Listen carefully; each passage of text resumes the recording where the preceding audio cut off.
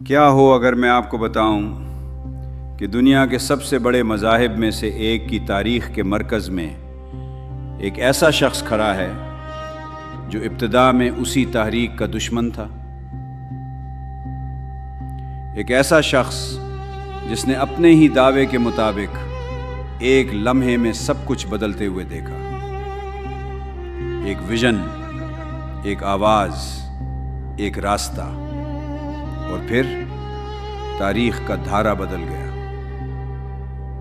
لیکن اصل سوال یہ نہیں کہ وہ شخص کون تھا، اصل سوال یہ ہے کیا مسیحیت کو حضرت عیسیٰ نے دنیا تک پہنچایا، یا پھر ایک ایسے شخص نے جس نے کبھی حضرت عیسیٰ کو اپنی آنکھوں سے دیکھا ہی نہیں تھا۔ یہ کہانی ہے سینٹ پال کی، ایک ایسی شخصیت جس کے بغیر جدید مسیحیت کا تصور تقریباً ناممکن سمجھا جاتا ہے، لیکن جس کے بارے میں 2000 سال بعد بھی شدید اختلاف موجود ہے۔ پہلی صدی عیسوی، رومی سلطنت اپنی طاقت کے عروج پر تھی، طاقتور فوجیں، وسیع سلطنت، سیاسی جبر، مذہبی انتشار، اور اسی شور کے درمیان فلسطین کے ایک چھوٹے سے خطے میں حضرت عیسیٰ کے پیروکاروں کا ایک محدود حلقہ موجود تھا۔ وہ خود کو کسی نئے مذہب کا بانی نہیں سمجھتے تھے، ان کے نزدیک وہ بنی اسرائیل کی روایت کے اندر اصلاح اور نجات کا پیغام لے کر آئے تھے۔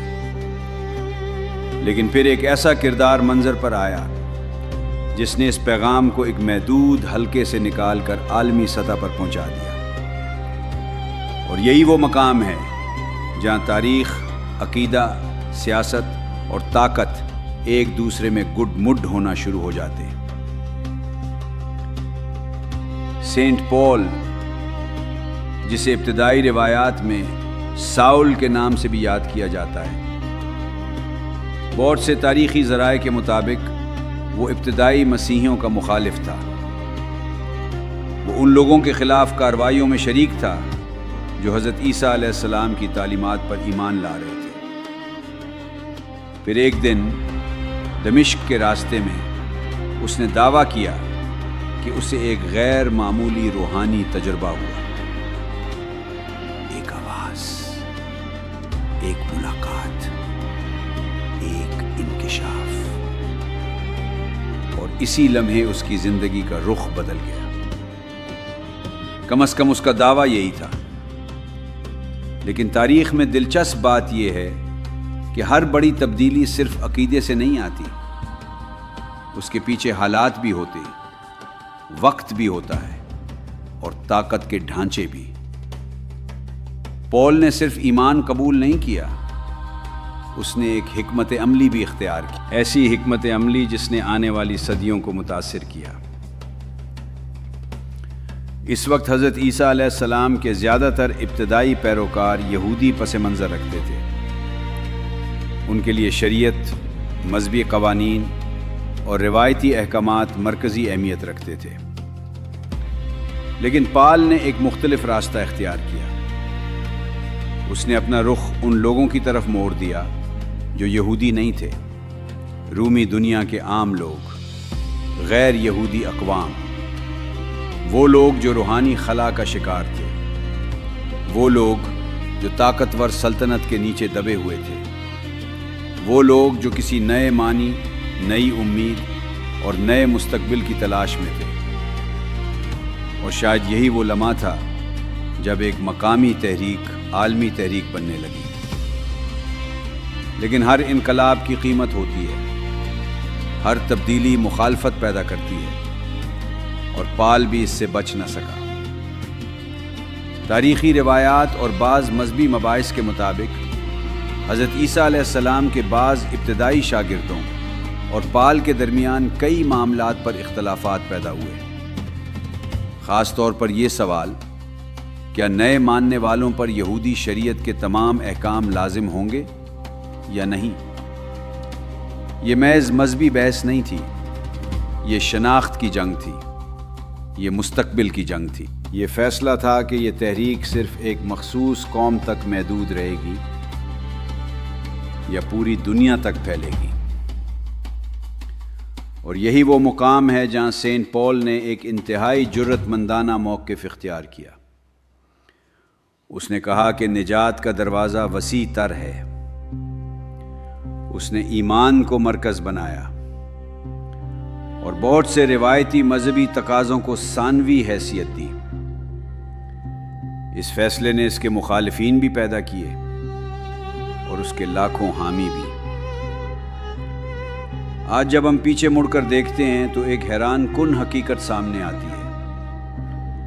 عہد نامہ جدید کی متعدد کتابیں پال یا اس کے مکتب فکر سے منسوب ہیں۔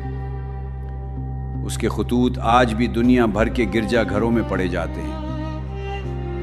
اس کے نظریات نے مسیحی الہیات، نجات، گناہ، ایمان اور فضل کے تصورات پر گہرا اثر ڈالا۔ لیکن یہی وہ مقام ہے جہاں تنازع مزید گہرا ہو جاتا ہے۔ بعض ناقدین کا موقف ہے کہ پال نے حضرت عیسیٰ علیہ السلام کی اصل تعلیمات کو نئی شکل دی۔ بعض یہودی علماء اسے اپنے مذہبی ورثے کے بگاڑ سے جوڑتے ہیں۔ بعض جدید محققین سوال اٹھاتے ہیں کہ آیا بعد کی مسیحیت حضرت عیسیٰ علیہ السلام کی براہ راست تعلیمات کا تسلسل تھی یا پال کی تشریح کا نتیجہ؟ دوسری طرف دنیا بھر کے اربوں مسیحی اسے ایمان کا عظیم مبلغ اور مسیحیت کے پھیلاؤ کا بنیادی معمار سمجھتے ہیں۔ تو پھر سچ کیا ہے؟ کیا پال نے پیغام کو محفوظ رکھا یا اسے تبدیل کر دیا؟ کیا وہ ایک مصلح تھا یا ایک انقلابی؟ کیا وہ نجات کا داعی تھا یا مذہبی تاریخ کا سب سے مؤثر نظریاتی معمار؟ اور شاید یہی وجہ ہے کہ 2000 سال گزرنے کے باوجود یہ بحث ختم نہیں ہوئی، کیونکہ یہ بحث صرف ایک شخص کے بارے میں نہیں ہے۔ یہ بحث اس سوال کے بارے میں ہے کہ مذاہب کیسے تبدیل ہوتے ہیں، نظریات کیسے سفر کرتے ہیں، اور طاقتور سلطنتیں کن خیالات کو قبول کرتی ہیں اور کیوں۔ سوچئے، اگر پال صرف یروشلم میں محدود رہ جاتا، اگر وہ رومی دنیا میں سفر نہ کرتا، اگر اس نے غیر یہودی اقوام کو مخاطب نہ کیا ہوتا، تو کیا آج مسیحیت دنیا کا سب سے بڑا مذہب بنتی، یا تاریخ کا راستہ بالکل مختلف ہوتا؟ رومی سلطنت نے تقریباً 3 صدیوں بعد مسیحیت کو قبول کیا۔ پھر وہی سلطنت جس نے کبھی مسیحیوں کو ستایا تھا، اسی عقیدے کی سب سے بڑی محافظ بن گئی۔ اور جب ریاست، طاقت، انتظامیہ اور عقیدہ ایک ساتھ آ جائیں تو تاریخ کی رفتار بدل جاتی ہے۔ شاید یہی سینٹ پال کی کہانی کا سب سے حیران کن پہلو ہے۔ یہ صرف ایک مذہبی شخصیت کی داستان نہیں، یہ خیالات کی طاقت کی کہانی ہے۔ یہ اس سوال کی کہانی ہے کہ ایک انسان کا نظریہ کیسے سلطنتوں سے بڑا ہو جاتا ہے، اور یہ اس حقیقت کی یاد دہانی بھی ہے کہ بعض اوقات تاریخ کے سب سے بڑے موڑ جنگ کے میدانوں میں نہیں بلکہ انسان کے ذہن میں پیدا ہوتے ہیں۔ آپ ہمیں کس ملک سے دیکھ رہے ہیں؟ اور کیا آپ کو لگتا ہے کہ سینٹ پال نے صرف ایک مذہب کو پھیلایا، یا اس نے پوری انسانی تاریخ کا رخ موڑ دیا؟ کیونکہ شاید سب سے خطرناک سوال ابھی باقی ہے۔ اگر ایک شخص کی تشریح 2000 سال تک دنیا کو متاثر کر سکتی ہے، تو آج ہمارے ارد گرد کون سے نظریات خاموشی سے مستقبل کو تشکیل دے رہے ہیں، اور شاید ہمیں ابھی تک ان کا اندازہ بھی نہیں۔